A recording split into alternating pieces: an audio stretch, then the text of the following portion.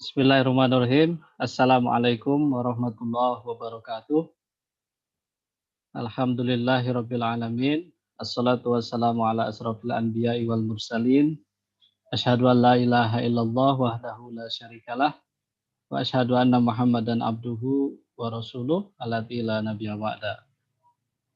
Yang terhormat Bapak Dr. Dodi Hartanto MPD, Wakil Dekan FKIP Universitas Ahmad Dahlan.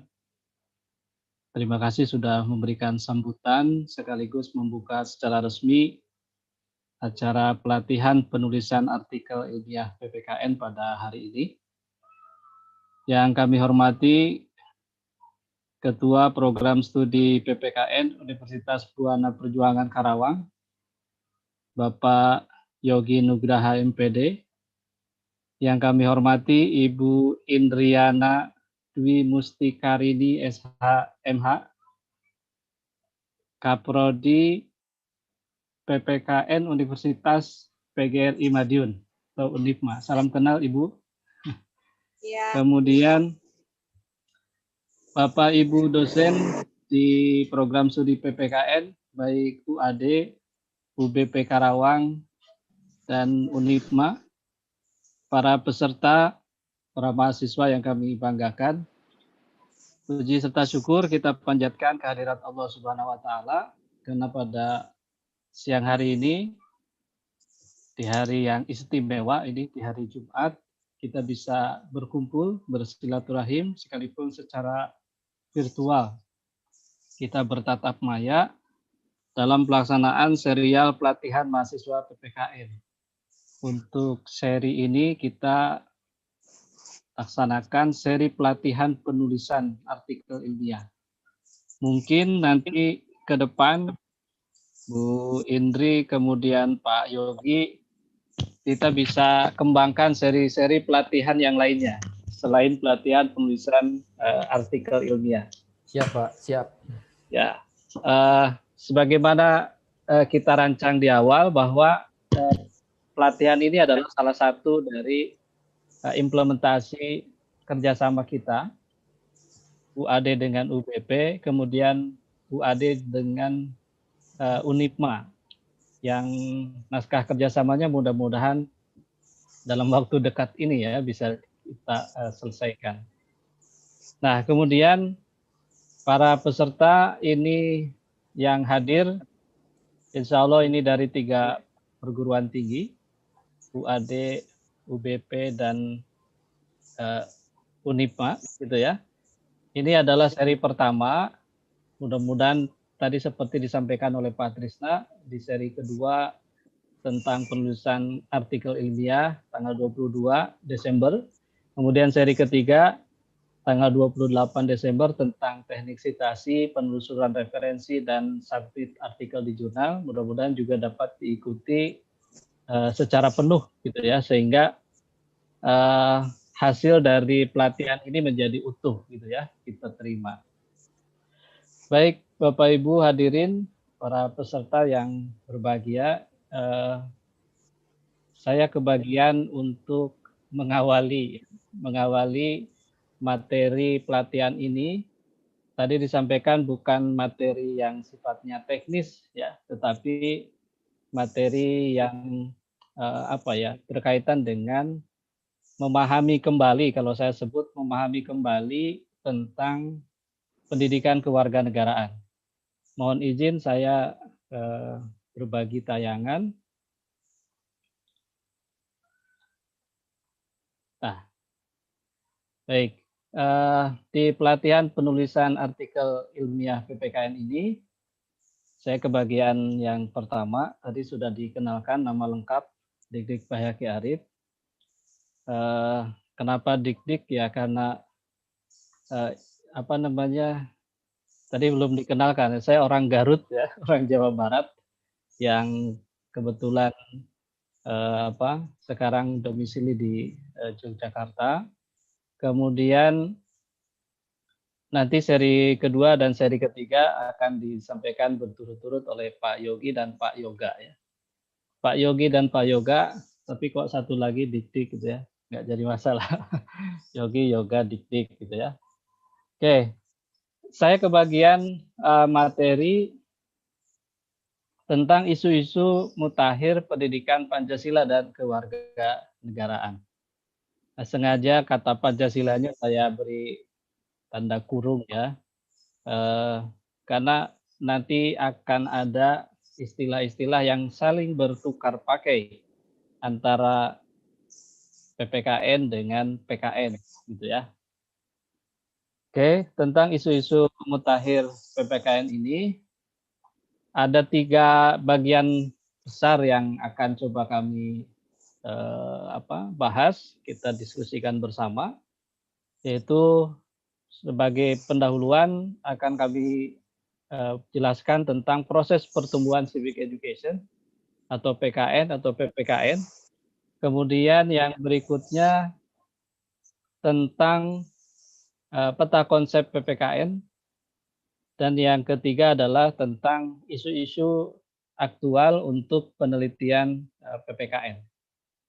Baik, yang pertama kami ingin kita sama-sama menyegarkan kembali bagaimana posisi pendidikan Pancasila dan kewarganegaraan atau posisi PKN sejak atau dari proses pertumbuhannya. Dari proses pertumbuhannya sampai sekarang misalnya menjadi mata pelajaran di sekolah atau sebagai program akademik di perguruan tinggi atau sebagai gerakan sosiokultural di masyarakat. Nah, ini ada bagan yang menurut kami ini cukup lengkap ya sebagai bahan untuk mengawali kita memahami apa itu civic education atau bagaimana pertumbuhan PKN khususnya nanti di Indonesia. Ini adalah bagan yang kami kutip dari buku yang ditulis oleh Profesor Nu'man Sumantri, almarhum ya, guru besar di Universitas Pendidikan Indonesia. Beliau adalah sarjana pendidikan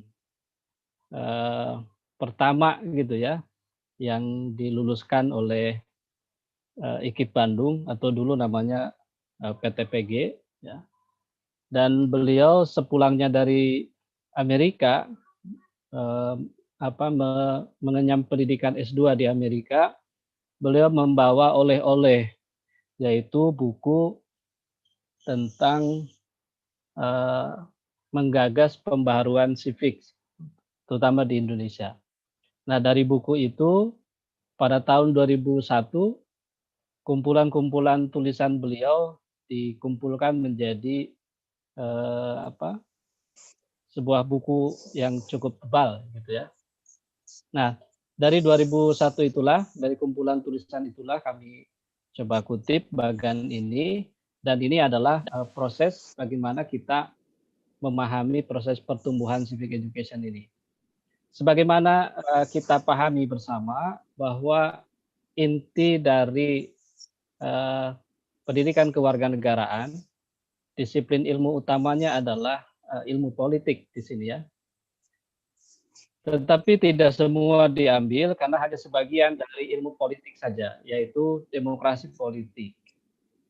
Demokrasi politik ini diambil untuk pelajaran di sekolah, ya, yang mula-mula disebut civic government. Ini tahun 1790 kemunculan civic adalah pertama kali di Amerika Serikat. Nah, kemudian kelahiran civic ini ternyata juga mendapatkan kritikan, mendapatkan menyebabkan lahirnya gerakan civic education. Kenapa? Karena civic yang intinya adalah demokrasi politik yang diambil dari ilmu politik itu menekankan pada pembelajaran yang bersifat indoktrinatif, bersifat doktriner. Jadi memandang bahwa warga negara bisa menjadi warga negara yang baik dengan cara menjejali para siswa, warga negara itu dengan materi-materi pilihan yang terbaik. Jadi cukup pokoknya diberikan materi yang sudah dipilih oleh guru, yang sudah dipilih oleh lembaga-lembaga pendidikan, atau perhimpunan-perhimpunan, asosiasi-asosiasi pendidikan. Semua materi yang terbaik untuk menjadikan warga negara yang baik itu kemudian dijejalkan, diberikan gitu ya, bahkan dengan cara-cara yang indoktrinatif. Nah, cara-cara ini bagi gerakan civic education ini tidak pas.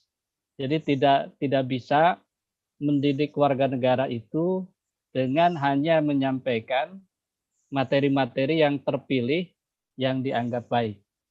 Nah, perlu ada proses-proses pendidikan, perlu ada proses-proses pembelajaran yang di dalamnya ada interaksi antara guru dan siswa. Maka timbullah gerakan civic education ini. Pada tahun 1910 dipelopori oleh Howard Wilson. Gerakan ini timbul karena pelajaran civic kurang berisi kebutuhan siswa, aspek-aspek pendidikan, dan kebutuhan masyarakat. Di samping kurang berisi kebutuhan siswa, aspek pendidikan, dan kebutuhan masyarakat, juga tadi bahwa proses-proses pembelajarannya dilaksanakan secara doktriner, indoktrinasi. Kemudian pada tahun 1971, civic education ini mendapatkan perhatian yang luar biasa di Amerika Serikat.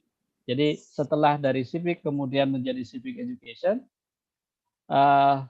perhatian itu ditunjukkan dengan bahwa civic education kemudian diperkaya dengan berbagai macam sumber pengetahuan dan pengaruh-pengaruh positif dari sekolah, orang tua, dan masyarakat.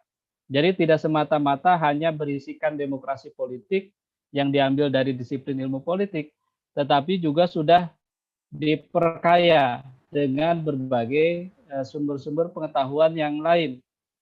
Ini di nomor 4. Ada ilmu sosial masuk di sana, ada etika, ada agama, teknologi, sains, pengaruh-pengaruh positif dari masyarakat, konten-konten informal, termasuk juga konstitusi negara.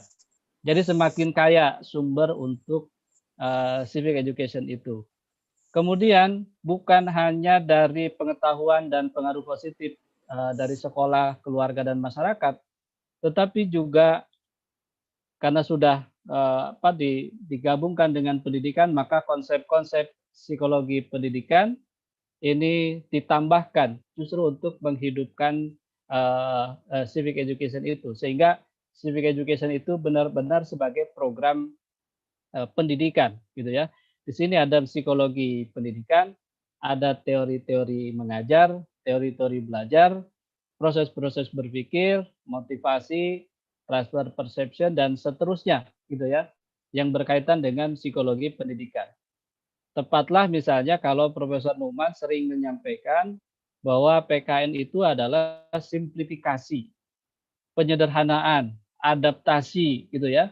Simplifikasi dan adaptasi dari berbagai disiplin ilmu, ilmu-ilmu sosial, terutama ilmu politik, ditambah dengan ilmu pendidikan untuk tujuan pendidikan yang disajikan secara ilmiah dan psikologis untuk tujuan pendidikan. Kenapa secara ilmiah? Karena dia dibangun melalui proses-proses berpikir ilmiah. Kemudian kenapa dia juga secara psikologis? Karena yang diperhatikan adalah para peserta didik yang akan menerima materi civic education itu. Nah, kemudian pada awalnya disampaikan bahwa pendidikan kewarganegaraan atau civic education itu dirancang untuk program kurikuler di sekolah. Karena itu kita bisa lihat di sini ada di nomor 6 di sini. A, B, C, D adalah ruang lingkup civic education yang sudah diperkaya. Ini A, B, C, D. Kemudian di sini ada kerucut E, F, G. Ini E, F, G adalah inti civic education, yaitu demokrasi politik. Nah, ini kerucut demokrasi politik sebagai inti dari civic education yang diambil dari ilmu politik sebagai ilmu utama untuk pendidikan kewarganegaraan. Kemudian tanda X1, X2, dan X3 ini adalah bahan dan sumber lain yang diambil untuk memperkaya civic education. Jadi intinya demokrasi politik, kemudian ini adalah sumber-sumber lain, bahan-bahan lain dari ilmu-ilmu sosial, etika, agama, ilmu hukum, dan lain sebagainya. Nah, kemudian berbagai sumber ini memperkaya civic education. Nah, B, X1, X1 ini, X1 ini, A, B, I gitu ya. Itu adalah program civic education untuk sekolah dasar. Jadi ini untuk sekolah dasar. Kemudian yang berikutnya X2, FX2 ini untuk sekolah lanjutan tingkat pertama, sekarang SMP atau MTS. Kemudian yang ketiga untuk tingkat SMA atau MA. Nah, Bapak Ibu hadirin peserta, kalau kita perhatikan, jadi sejak awal memang PKN itu dirancang untuk kepentingan di persekolahan. Tetapi materinya sudah diperluas dari berbagai sumber pengetahuan, pengaruh-pengaruh positif dari sekolah, orang tua, dan masyarakat, kemudian tetap mempertahankan inti dari PKN itu, yaitu demokrasi politik. Hanya kalau kita lihat, inti demokrasi politik yang diajarkan pada tingkat sekolah dasar, SMP, dan SMA ini ternyata berbeda. Porsinya cukup besar di tingkat SMA. Sementara di tingkat sekolah dasar, inti demokrasi politiknya itu kecil. Lebih besar justru pengaruh-pengaruh positif dari berbagai sumber yang lain, etika, misalkan agama gitu ya. Apa artinya? Kalau misalkan kita hubungkan dengan proses bahwa PKN itu adalah pendidikan nilai atau pendidikan karakter, maka pada tingkat sekolah dasar, pendidikan nilai dan pendidikan karakter itulah yang paling besar porsinya. Gitu. Sementara materi-materi tentang PKN-nya, yaitu demokrasi politiknya, porsinya kecil. Jadi anak-anak sekolah dasar dilatih untuk memahami tentang nilai, memahami tentang karakter, memahami tentang etika, sehingga terjadi proses pembiasaan. Menjadi siswa-siswa yang beretika, siswa-siswa yang berkarakter, yang menjunjung nilai gitu ya. Nah, makin tinggi jenjang pendidikannya, maka materi-materi itu mulai dikurangi. Materi etika, nilai karakter itu dibelajarkan di tingkat sekolah dasar karena usia ini adalah usia emas untuk pendidikan nilai karakter dan etika gitu ya. Kemudian di tingkat SMP ini inti demokrasinya sudah cukup besar, tetapi pengaruh luarnya juga masih cukup besar. Sementara di tingkat SMA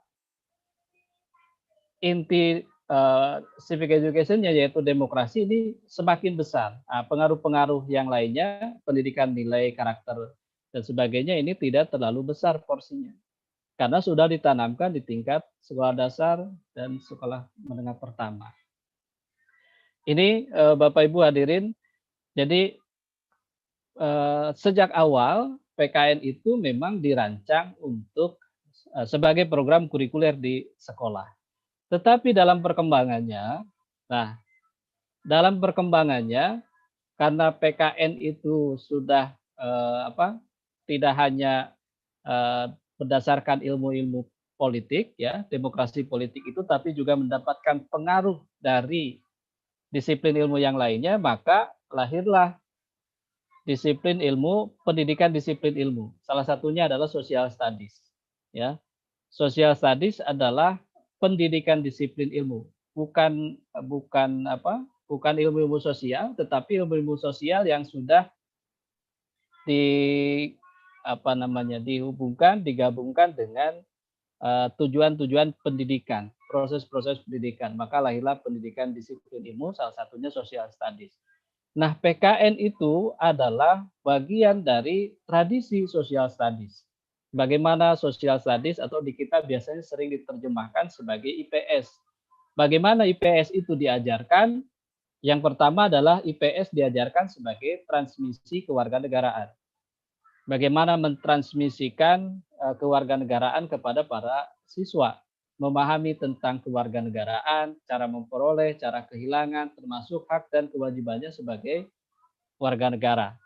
Nah, kemudian selain transmisi kewarganegaraan, IPS juga dapat dibelajarkan seperti halnya kita membelajarkan ilmu-ilmu sosial.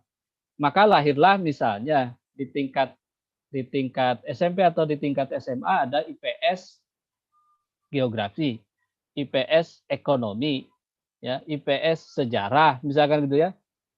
Itu posisinya sejarah ya sebagai ilmu sosial.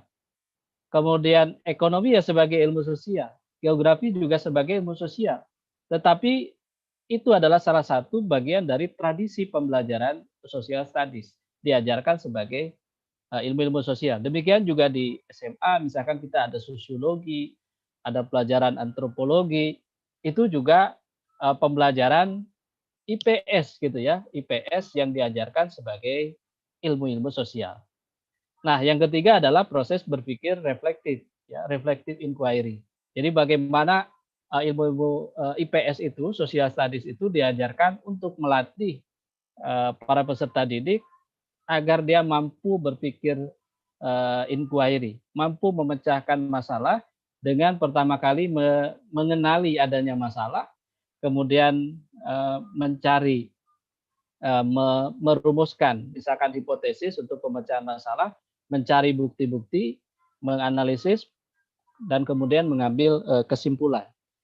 Nah, jadi PKN adalah salah satu tradisi dari social studies. Awalnya tradisi itu berupa transmisi kewarganegaraan. Nah, dari transmisi kewarganegaraan inilah, kata Profesor Udin, kini sudah berkembang pesat menjadi suatu struktur keilmuan. Jadi PKN itu sudah menjadi struktur keilmuan yang dikenal sebagai sistem pengetahuan yang terintegrasi atau integrated knowledge system. Jadi itu sekarang sudah kita berani mengatakan bahwa PKN itu adalah integrated knowledge system, sistem pengetahuan yang terintegrasi. Artinya dia setara dengan disiplin ilmu-ilmu yang lain. Bukan sekedar bahwa PKN adalah sebagai program kurikuler, sebagai mata pelajaran di sekolah, tetapi sudah berkembang menjadi sistem pengetahuan atau disiplin ilmu. Nah, apa konsekuensinya? Nah, dan bagaimana PKN sebagai disiplin ilmu itu? Di sini kami sampaikan peta konsep PKN yang utuh yang pernah dikemukakan oleh Profesor Abdul Aziz Wahab dan Profesor Sapria. Ya. Di buku itu dikemukakan ini gambaran PKN yang utuh, yang tidak hanya sebagai program kurikuler di sekolah, tetapi juga sebagai disiplin keilmuan, ya, sistem pengetahuan yang terintegrasi. Nah, di sini tentang PKN, ini PKN atau kemudian kita sebut juga PPKN. Ini tadi sudah dijelaskan ada disiplin ilmu, ini disiplin ilmu utamanya ya, ilmu politik. Disiplin ilmu pendukung utama ini ilmu politik, yaitu demokrasi politik yang kemudian melahirkan sipik. Kemudian juga didukung oleh disiplin ilmu pendukung yang lainnya. Ya, disiplin ilmu pendukungnya semakin banyak. Ada ilmu hukum, ilmu pendidikan, ilmu tata negara, ilmu kenegaraan lainnya, psikologi, termasuk IPA, itu ya. Disiplin ilmu sosial yang lain, filsafat moral, etika, agama. Ini mendukung untuk pengembangan pendidikan kewarganegaraan. Baik untuk program kurikuler di sekolah sebagai mata pelajaran atau sebagai mata kuliah di perguruan tinggi. Dan pendekatan apa yang dilakukan untuk mengintegrasikan ini berbagai disiplin ilmu itu, maka kita punya konsep pendekatannya interdisipliner, multidisipliner, dan cross-disipliner. Ya. Nah, sekarang sudah berkembang, ya, karena dia sebagai sistem pengetahuan yang terintegrasi, maka PKN itu sekarang sudah dapat kita bedakan menjadi 3 dimensi atau Profesor Udin biasa menyebut 3 domain, ya. 3 domain ini yaitu domain akademik, kemudian yang kedua domain kurikuler, dan yang ketiga domain sosial kultural. Nah, inilah Bapak Ibu hadirin peserta. Jadi 3 domain ini, bahkan Profesor Sapria itu menambahkan bukan hanya 3 domain, sekarang sudah berkembang lagi untuk domain government, civic for government, untuk para pejabat pemerintah. Tetapi paling tidak kita bisa memahami bahwa PKN sebagai pengetahuan terintegrasi, dia bisa berperan dalam sebagai kajian akademik. Artinya ini yang kita kaji nih di perguruan tinggi. Ada program-program akademik yang melahirkan sarjana pendidikan bidang PKN, yaitu S1 PPKN. Kemudian ada program akademik yang melahirkan magister PPKN, ya, S2 PKN, atau program akademik melahirkan doktor S3 bidang PKN. Nah, kemudian yang kedua, program kurikuler. Ini yang tadi disampaikan. Program kurikuler itu artinya PKN sebagai mata pelajaran di sekolah. Ya, dari mulai SD, SMP, SMA, bahkan di perguruan tinggi sebagai mata kuliah wajib umum, ya, MKWU sekarang disebutnya. Bersandingan dengan Pancasila, bersandingan dengan bahasa Indonesia, bersandingan juga dengan agama, ya. PKN posisi di perguruan tinggi sebagai mata kuliah umum. Jadi siapapun mahasiswa di Indonesia pasti akan menerima materi pendidikan kewarganegaraan karena dia mata kuliah umum. Kemudian PKN juga dapat kita lihat dari dimensi yang ketiga, yaitu sosial kultural. Nah, inilah yang lahannya sangat luas, ya, sangat luas. Ini untuk nanti Bapak Ibu para peserta, para mahasiswa yang akan mengembangkan tulisan, kita bisa melihat dari sisi akademik, ya, bagaimana pengembangan program akademik di perguruan tinggi. Kita bisa juga melihat di PKN sebagai mata pelajaran, atau kita juga bisa melihat PKN sebagai program sosial kultural, gerakan-gerakan atau komunitas-komunitas kewarganegaraan di masyarakat, yang semuanya dirancang, dibangun untuk mengoptimalkan, menggali berbagai potensi dari anggota dari komunitas kewarganegaraan itu. Tujuannya adalah untuk pemberdayaan dan pelibatan masyarakat dalam urusan-urusan publik, gitu ya. Nah, jadi ini teman-teman semua, Bapak Ibu hadirin, 3 dimensi inilah yang menjadikan bahwa PKN sekarang itu menjadi luas kajiannya. Tidak hanya untuk proses pembelajaran di sekolah, tetapi juga berbagai hal yang tujuannya adalah melatih warga negara menjadi warga negara yang baik, menjadi warga negara yang cerdas, itu bisa kita klaim sebagai wilayah kajiannya PKN, gitu ya.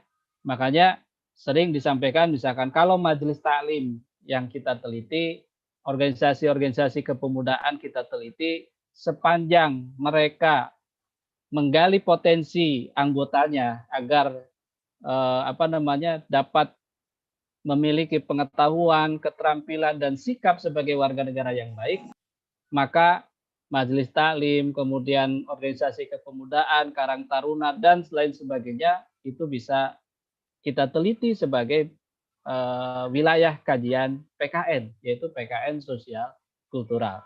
Oke, nah secara garis besar 3 dimensi ini, kemudian ini tujuannya kan membangun kehidupan bermasyarakat, berbangsa, bernegara dengan sistem demokrasi. Ya, sebagai warga negara Indonesia kita perlu menerima ini, ya, menerima bahwa sistem politik kita itu adalah sistem politik demokrasi, di mana kedaulatan tertinggi itu berada di tangan rakyat. Ya, jadi mau tidak mau ya memang kita sudah menetapkan ini, ya, menetapkan demokrasi sebagai sistem politik kita, sistem dalam kehidupan penyelenggaraan berbangsa dan bernegara kita. Nah, kemudian melatih kehidupan bermasyarakat, berbangsa, bernegara dengan sistem demokrasi itu tujuan akhirnya adalah untuk menjadikan warga negara yang baik ini. Kenapa perlu ada warga negara yang baik? Tiada lain adalah untuk turut mewujudkan masyarakat madani Indonesia, civil society, ya. Negara yang baldatun thayyibatun warabun ghafur. Negara yang baik, negara yang senantiasa diridhoi dan diampuni oleh Allah Subhanahu wa taala. Dan bagaimana caranya agar eh, kehidupan bermasyarakat, berbangsa, bernegara ini dijalankan dengan sistem demokrasi, maka kita punya landasan di sini. Apa landasannya? Kita punya dasar negara Pancasila. Nah, Bapak Ibu hadirin teman-teman mahasiswa, Pancasila itu dasar negara kita. Itu sudah final ya. Jadi apa yang dirumuskan oleh para pendiri bangsa sejak awal dipertanyakan oleh Ketua BPUPKI misalnya, di atas dasar apa negara nanti akan kita dirikan, yang dihasilkan pun adalah Pancasila itu adalah untuk menjawab pertanyaan itu. Berarti Pancasila adalah sebagai dasar negara, karena di atas dasar apa? Maka Pancasila itu adalah dasar negara kita. Nah, sebagai dasar negara, di dalamnya juga terkandung sebagai pandangan hidup bangsa, gitu, sebagai ideologi bangsa, ya, yang menjadi cita-cita kehidupan berbangsa bernegara kita. Jadi Pancasila itu eh, selain sebagai dasar negara juga sebagai pandangan hidup bangsa, cita-cita bangsa kita, ya, cita-cita bahwa kehidupan kebangsaan kenegaraan kita berlandaskan pada nilai-nilai ketuhanan, kemanusiaan, persatuan, kerakyatan, dan keadilan sosial. Nah, berikutnya untuk mewujudkan kehidupan dengan sistem demokrasi juga berlandaskan pada konstitusi. Ya, Pancasila dan konstitusi menjadi satu kesatuan yang tidak bisa dipisahkan. Aturan-aturan yang ada dalam konstitusi tidak boleh bertentangan dengan nilai-nilai yang terkandung dalam Pancasila. Nah, kemudian ini sudah berapa bahan kajian ini ya. Ini 3 dimensi akademik, kurikuler, sosial kultural, kemudian tentang demokrasi, tentang warga negara yang baik, tentang masyarakat madani, tentang dasar negara ya, Pancasila, nilai-nilai Pancasila, tentang konstitusi, kesadaran berkonstitusi, hak-hak dan kewajiban warga negara di sini. Juga demokrasi itu, membangun sistem demokrasi itu dengan membangun dan mengembangkan ini civic intelligence, civic responsibility, dan civic participation. Bagaimana membangun kecerdasan warga negara, bagaimana membangun tanggung jawab warga negara, dan kemudian partisipasi warga negara. Partisipasi pada tingkat lokal, pada tingkat nasional, pada tingkat global. Kita mengenal ada civic participation, ada juga kita mengenal civic engagement, bagaimana warga negara itu terlibat dalam persoalan-persoalan kehidupan kebangsaan dan kenegaraan, baik pada tingkat lokal, nasional maupun pada tingkat global. Kita bisa teliti ini, kita bisa kembangkan artikel, tulisan atau penelitian tentang partisipasi warga negara pada tingkat lokal, pada tingkat nasional ataupun pada tingkat global sebagai warga negara global, ya, global citizen. Nah, kemudian kecerdasan yang bisa dikembangkan juga bisa dalam berbagai aspek, ya. Kita akan mengenal juga multiple intelligence, kecerdasan majemuk gitu ya, kecerdasan jamak. Bisa kecerdasan dalam intelektual, emosional, spiritual, dan sosial. Jadi dari sini saja kita bisa melihat kajian PKN itu ternyata luas sekali. Bicara kecerdasan warga negara saja, kita bisa lihat kecerdasan intelektualnya, kecerdasan emosionalnya sebagai warga negara. Bagaimana warga negara Indonesia yang dikenal sebagai warga negara yang santun, gitu ya, bangsa yang santun, toleran, kemudian saling menghormati dan segala macam nilai-nilai kebaikan itu ternyata misalkan pada area-area publik dapat berubah begitu cepat gitu ya, sehingga kita disuguhi misalkan berita-berita yang membuat kita merasa miris karena tidak ada toleransi, misalkan gitu ya, tidak ada kesopan santunan, tidak ada penghargaan terhadap kemanusiaan, gitu ya. Itu yang kita disuguhi dengan berita-berita itu. Padahal secara emosional, mungkin private emosionalnya, ya, emosional pribadinya bagus gitu ya.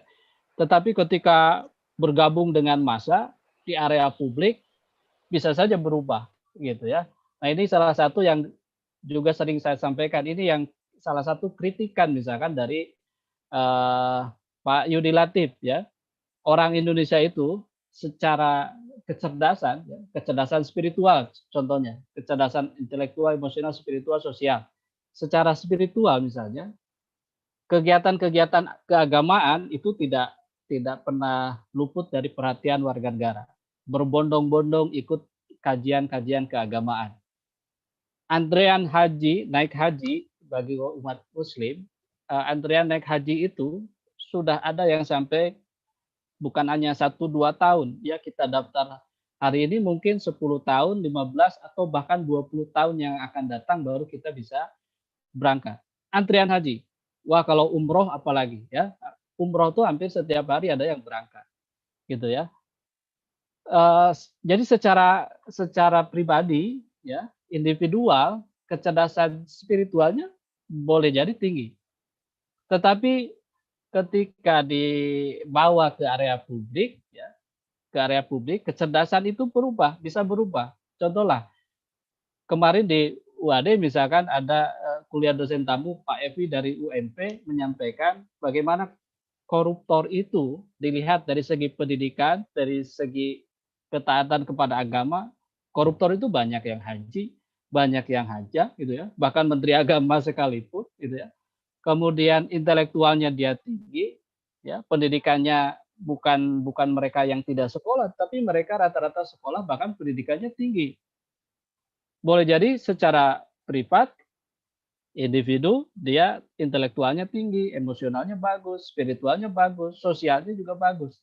Tetapi ketika dihadapkan pada area publik, sangat mudah terpengaruh oleh kepentingan-kepentingan massa yang lebih banyak gitu ya, yang lebih besar. Oke, jadi ini teman-teman semua materi-materi yang bisa dikembangkan ya, materi-materi yang bisa dikembangkan, bisa ditulis ya, sumber-sumber inspirasi untuk menulis artikel tentang pendidikan kewarganegaraan. Di samping di sini juga bisa ditulis nih bagaimana IKN ya, ini civics atau IKN mengkaji hubungan antara negara dengan warga negara. Kemudian bagaimana warga negara dengan warga negara, sesama warga negara. Ini menarik bagaimana hubungan negara dengan warga negara. Ya, sekarang sering muncul istilah-istilah negara jangan kalah dengan ormas-ormas, negara jangan kalah oleh warga negara. Seperti benar tapi perlu kita kaji, betulkah pernyataan itu gitu ya? Atau warga negara sebaliknya tidak boleh kalah oleh negara, seperti berhadap-hadapan. Padahal tugas negara yang mengayomi warga negara, melindungi hak-hak warga negara, gitu ya. Warga negara kepada negara juga punya peran, ya, baik positif ataupun negatif, gitu ya, aktif ataupun pasif, Iya, gitu ya. kita cari makanya. Oke, kemudian ini peta konsep utuhnya yang mudah-mudahan nanti menginspirasi teman-teman semua ketika menulis, karena di sini banyak konsep-konsep yang bisa kita kembangkan, gitu ya. Nah, kemudian saya kembali lagi ke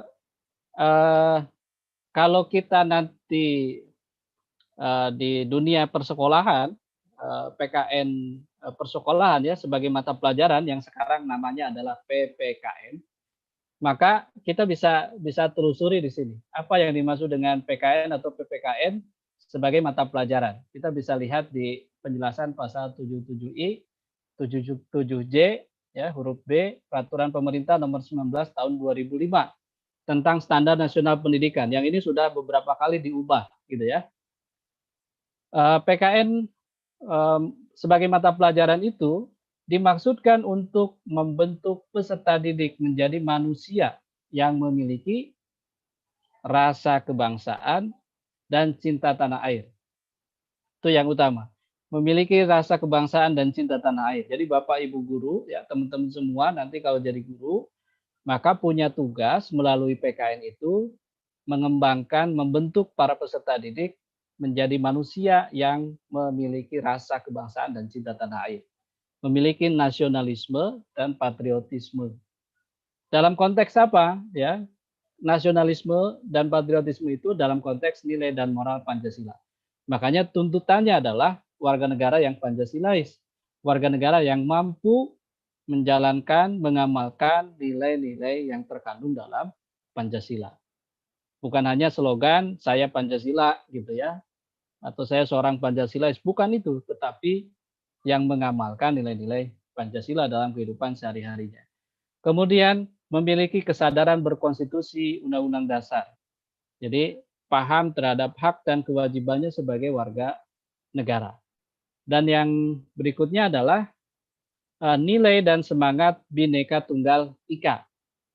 Jadi kita sangat menyadari bahwa negara kita itu sangat beragam, ya, dari segi agama, suku bangsa, ras, bahasa, macam-macam, ya. Kita sangat beragam dan di atas keberagaman itulah kita mendirikan Indonesia ini. Jadi tidak bisa kita paksakan bahwa keberagaman itu harus menjadi menjadi satu gitu.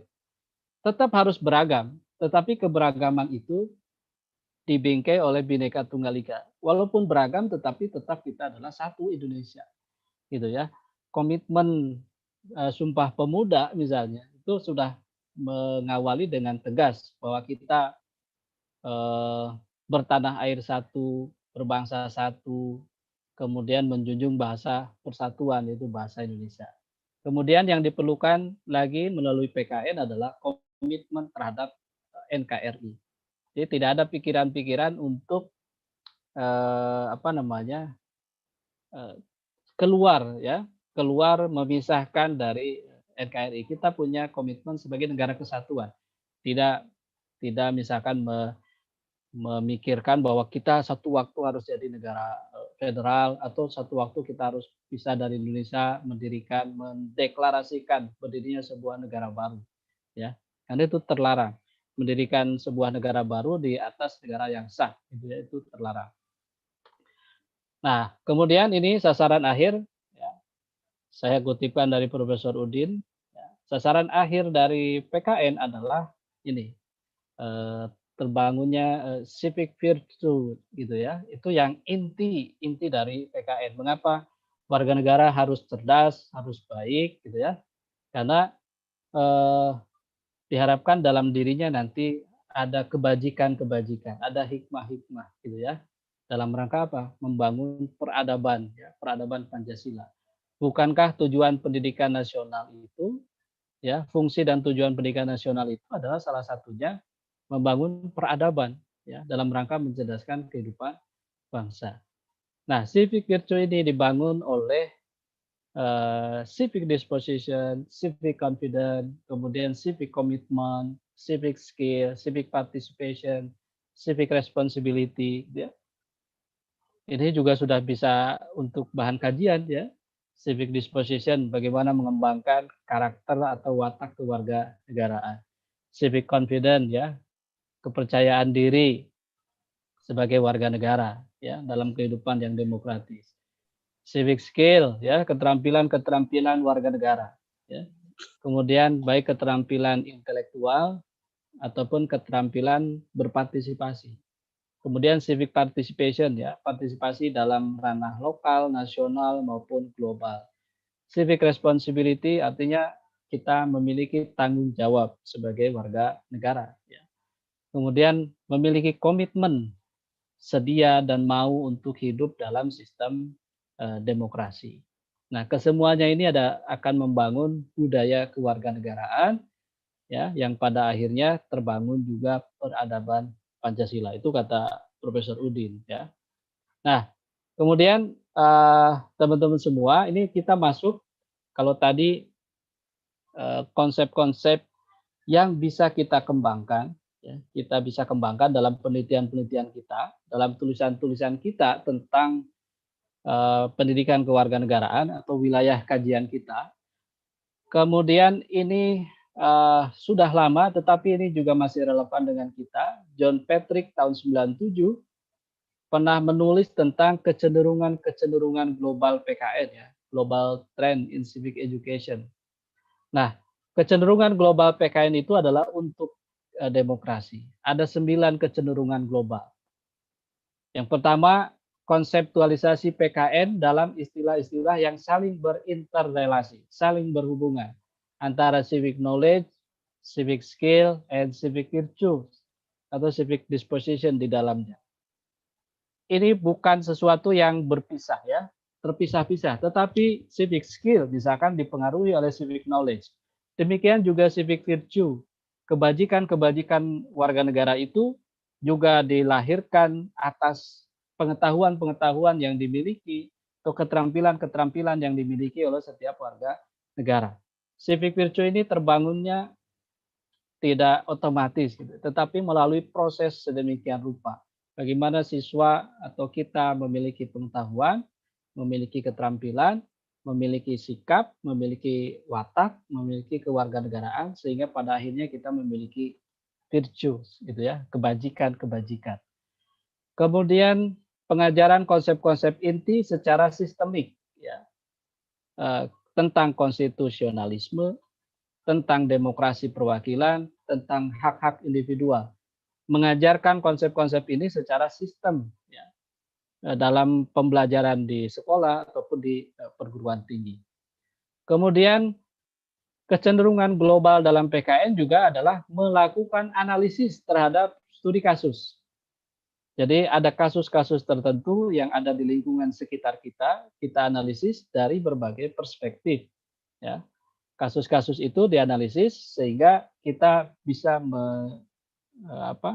membangun kesimpulan-kesimpulan berdasarkan kasus-kasus itu, ya, berdasarkan cara-cara berpikir ilmiah tadi, ya, reflective inquiry.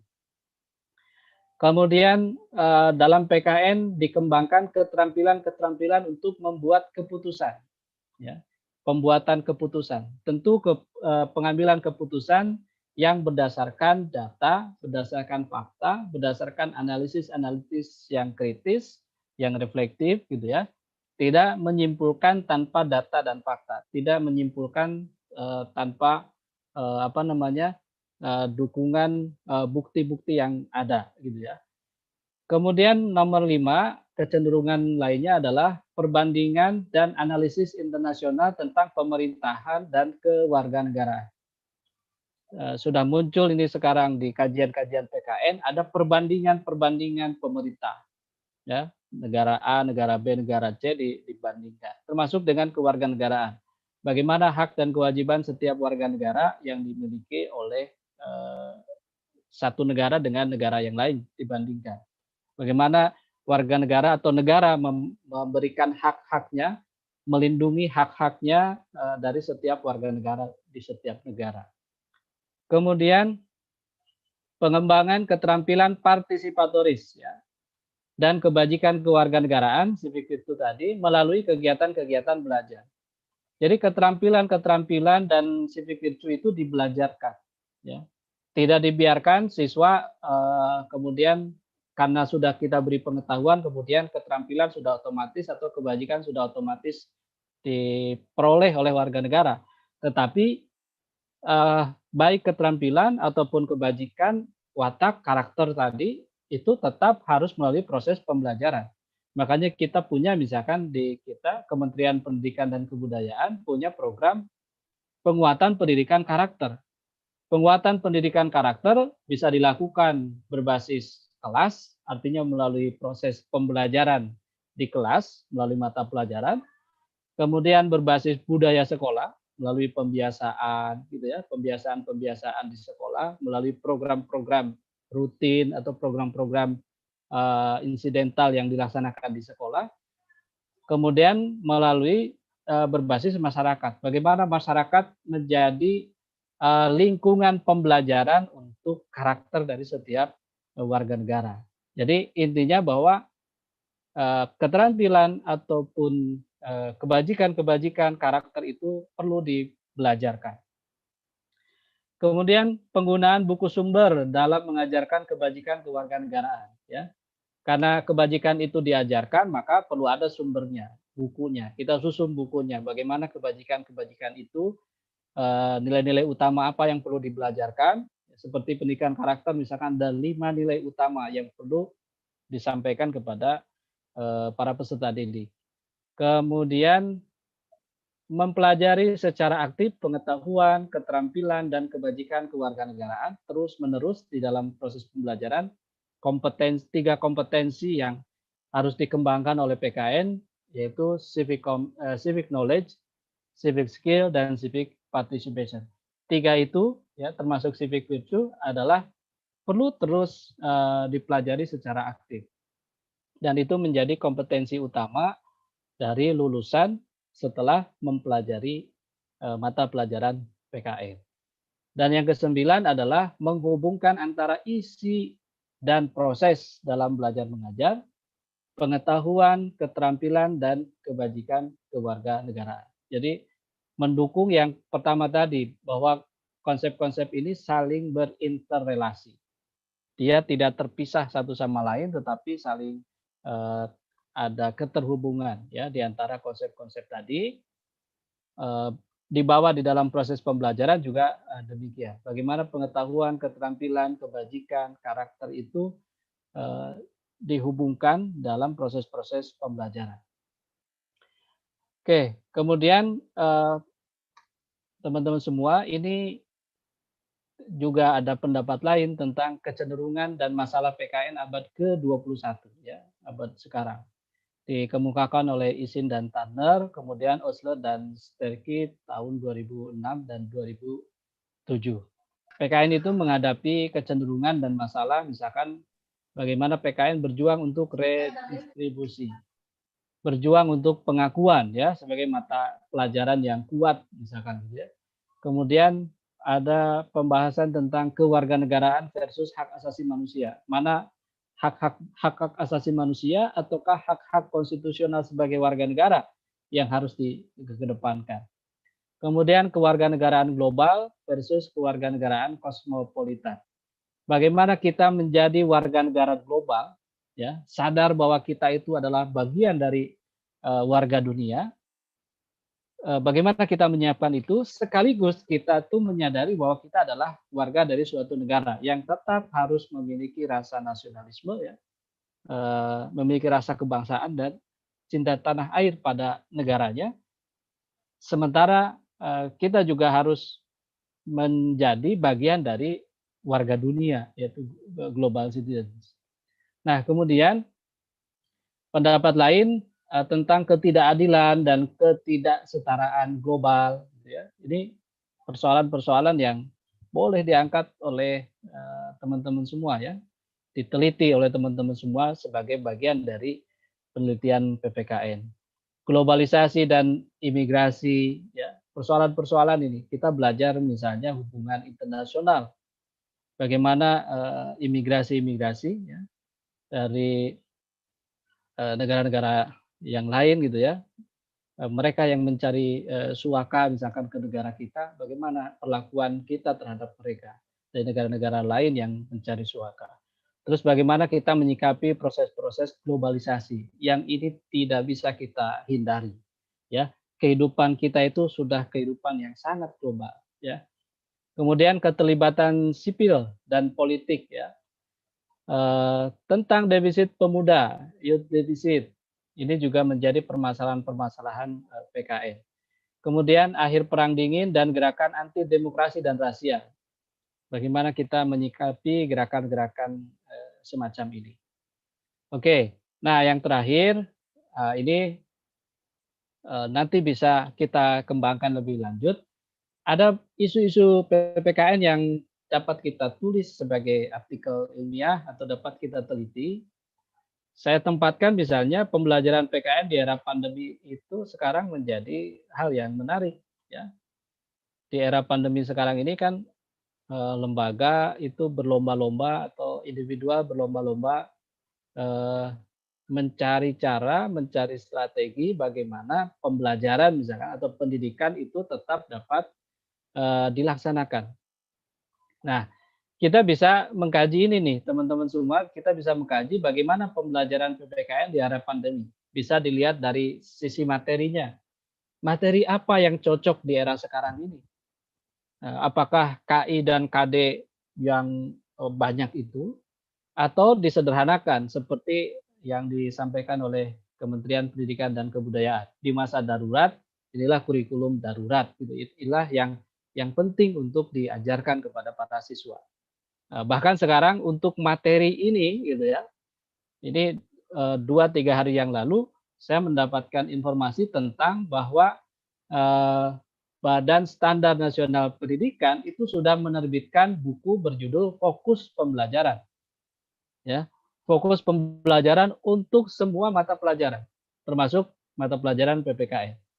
Nah, fokus pembelajaran itu mencoba meramu sedemikian rupa materi-materi ruang lingkup materi PPKN di sekolah, ya, KI 1, KI 2, KI 3, dan KI 4, termasuk KD 1 dan seterusnya. Ruang lingkupnya apa saja, dicoba diramu, kemudian lahirlah dari sekian banyak KI dan KD itu, fokus pembelajaran untuk kelas 7 adalah ini, kelas 8 adalah ini, kelas 9 adalah ini, dan seterusnya. Itu ada fokus pembelajaran sekarang. Teman-teman boleh teliti itu. Apakah fokus pembelajaran itu memang betul-betul inti dari pembelajaran di setiap jenjang pendidikan, di setiap kelas gitu ya, atau justru malah tidak ada sangkut pautnya dengan KI dan KD yang sudah menjadi dokumen resmi pembelajaran kita. Dari sisi materi ya, kemudian dari sisi media.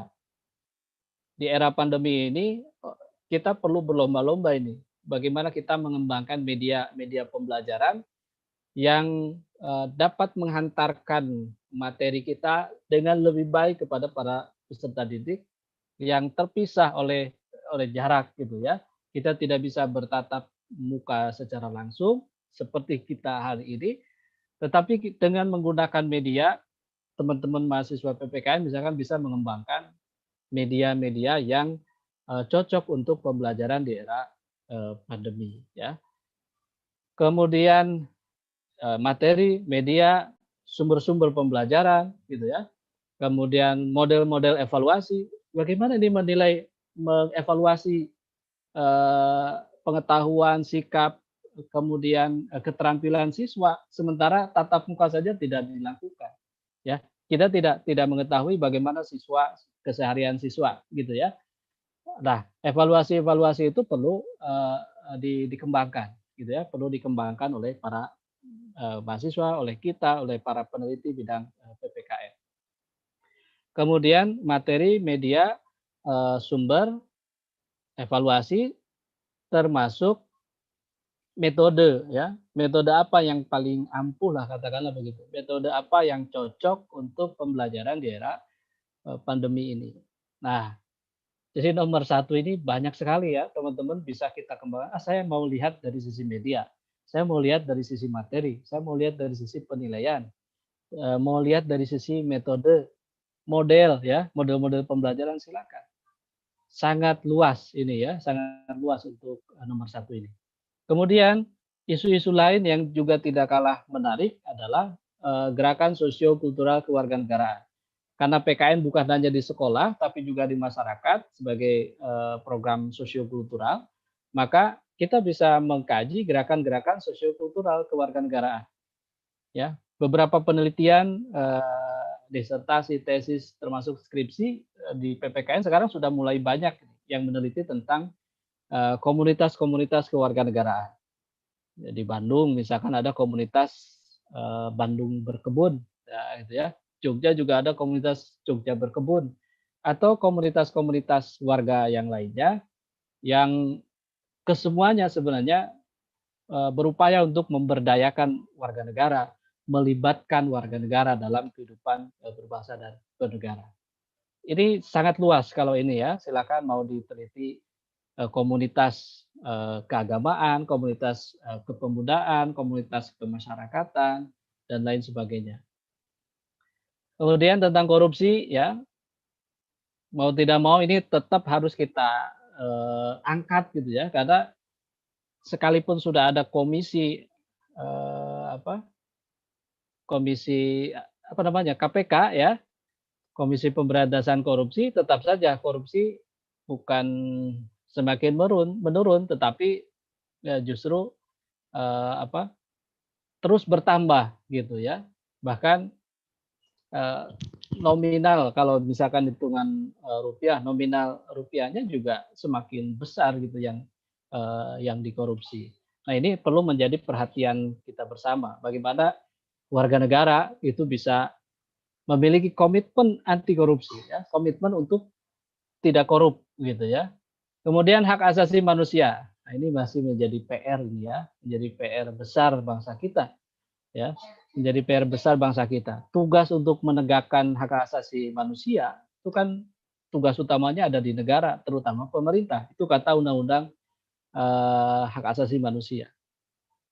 Pelanggaran terhadap hak asasi manusia bisa saja dilakukan oleh masyarakat, oleh warga negara, oleh manusia itu sendiri, atau juga bisa dilakukan oleh pemerintah, gitu ya, oleh negara dan hal ini pemerintah melalui aparat-aparat pemerintahnya. Nah, ini menjadi PR besar. Di bulan Desember ini kita ada 2 hari besar, Hari Anti Korupsi Internasional dan Hari Hak Asasi Manusia. Ya, ini mudah-mudahan menjadi perhatian kita bersama, gitu ya. Kemudian konsep-konsep multikulturalisme tadi bagaimana membangun kehidupan yang harmonis dalam masyarakat yang sangat majemuk, yang sangat multi budaya ini, ya. Makanya di kita ada mata kuliah, mungkin mata kuliah pendidikan multikultural atau pendidikan multibudaya atau pendidikan keantarbudayaan gitu ya, apapun istilahnya. Tetapi berupaya untuk memberikan pemahaman bahwa kita sebagai warga negara Indonesia hidup berdampingan dengan mereka yang boleh jadi berbeda dengan kita. Dan bagaimana kita bisa hidup berdampingan dengan mereka yang berbeda dengan kita, saling toleran, saling hargai, menghormati, dan seterusnya. Kemudian literasi budaya dan kewargaan. Ini juga teman-teman gerakan literasi nasional yang dicanangkan oleh Kemendikbud itu juga termasuk salah satunya adalah literasi budaya dan kewargaan. Literasi tentang budaya kita yang sangat beragam tadi, kemudian literasi tentang kewargaan, bagaimana setiap warga negara memahami kembali hak dan kewajibannya sebagai warga negara. Ini sebagai sebuah gerakan gitu ya, bisa dilaksanakan di sekolah ya. Dengan cara-cara seperti apa sekolah bisa mengembangkan literasi budaya dan kewargaan? Ya, penyediaan misalkan sarana prasarana untuk para siswa memiliki literasi tentang budayanya, penyediaan sarana prasarana buku, perpustakaan, pojok-pojok budaya, pojok kewarganegaraan gitu ya. Jadi misalkan di sekolah-sekolah kita ada atau di kampus kita ada khusus di perpustakaan itu civic corner ya. Jadi pojok kewarganegaraan atau apa pojok budaya gitu ya. Artinya di sana itu buku-buku tentang kebudayaan, buku-buku tentang budaya masyarakat bangsa Indonesia yang sangat banyak itu. Kemudian civic corner artinya buku-buku sumber-sumber yang berkaitan dengan kewarganegaraan. Nah, kemudian kajian lain adalah tentang penguatan pendidikan karakter. Dari 18 nilai karakter utama sekarang diperas gitu ya, diperas sehingga lahirlah 5 nilai karakter utama yang perlu dibelajarkan tadi tentang karakter. Religius, nasional, mandiri, gotong royong, dan integritas. Ya, ini menjadi bahan penelitian kita semua. Ya, bisa melihat bagaimana pendidikan karakter religius, bagaimana pendidikan karakter nasional, karakter mandiri, gotong royong, integritas ini semuanya wilayah kajian PKN. Ya. Ini sudah bisa diteliti oleh 5 orang peneliti bisa satu-satu ini. Ya, penguatan pendidikan karakter. Bisa berbasis kelas, bisa berbasis budaya sekolah, bisa berbasis masyarakat. Sudah 5 kali 3 sudah 15 orang meneliti satu tema ini.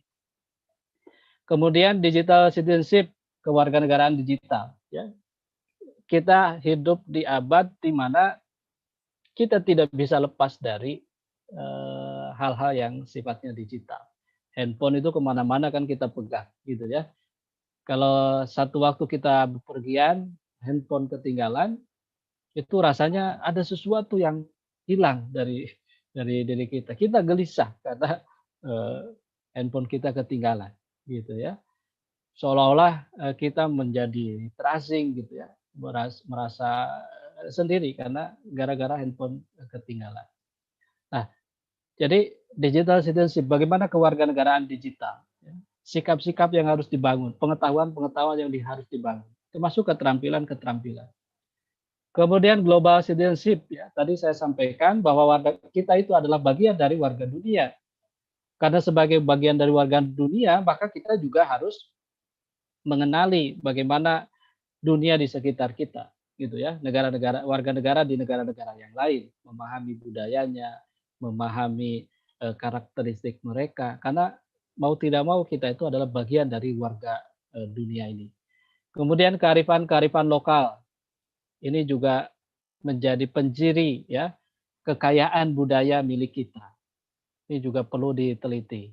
Ada hukum adat misalkan ya. Hukum adat itu bisa saja nanti yang diangkat bukan semata-mata hukum adatnya ansih, tetapi bagaimana dari masyarakat adat, dari masyarakat yang menerapkan hukum-hukum adat itu, kita belajar tentang kearifan lokal di masyarakat hukum adat itu. Persoalan-persoalan narkoba ini juga menjadi perhatian kita sebagai komunitas PKN. Dekadensi moral apalagi ini ya, mesti ini menjadi perhatian bersama ya. Bapak Ibu atau teman-teman semua, kalau ada persoalan-persoalan moral, mesti kalau di pembelajaran yang jadi tertuduh itu adalah guru-guru PPKN ya. Selain guru-guru PPKN mungkin guru-guru agama itu ya. Persoalan moral guru PKN, guru agama, nggak benar. Apalagi kalau persoalan moralnya itu justru dilakukan oleh guru agama atau guru PKN. Dan ini ternyata tidak sedikit jumlahnya, ya, cukup banyak. Krisis keteladanan ini ya, makanya Pak Yudi Latif itu menulis mata air keteladanan agar kita bisa belajar bagaimana keteladanan yang ditampilkan oleh para pendiri bangsa kita, ya, para negarawan-negarawan kita. Berbeda di pemikiran, tetapi mereka menunjukkan keteladanan yang baik, gitu ya. Berbeda di urusan agama, budaya, ras dan sebagainya, tapi mereka menjadi teladan yang kalau kita baca sebenarnya kita bisa terapkan, kita bisa tiru keteladanan-keteladanan mereka. Karena salah satu persoalan bangsa kita adalah krisis keteladanan. Tentang bela negara, ya. Kemudian tentang cinta tanah air ini sudah makanan sehari-hari komunitas PPKN ya. Kesadaran lingkungan ini juga bagaimana orang-orang PKN peduli terhadap lingkungannya ya. Sekarang ada istilah ecological citizenship ya. Ini Pak Yoga dari Unipma juga meneliti ini, menulis tentang ecological citizenship, bagaimana kewarganegaraan ekologi. Warga negara yang sadar gitu terhadap lingkungannya ya, peduli terhadap lingkungannya, bukan hanya lingkungan sosial saja tetapi lingkungan yang sifatnya fisik, lingkungan hayati, lingkungan hidup gitu ya.